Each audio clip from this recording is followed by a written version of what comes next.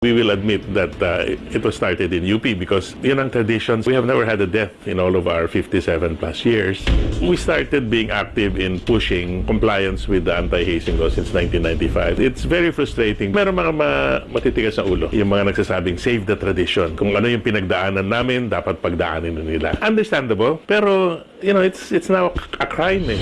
Din ng pahayag ang Tau Gamma Phi National Council.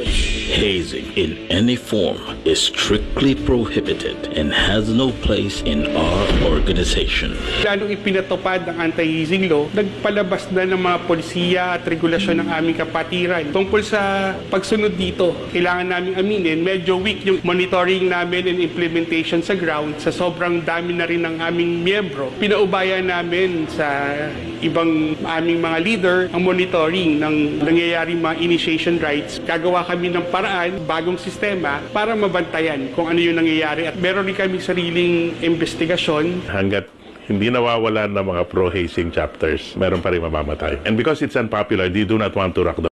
We already explicitly told all our councils, all our chapters na we should and we will be abiding by the anti-hazing law. So,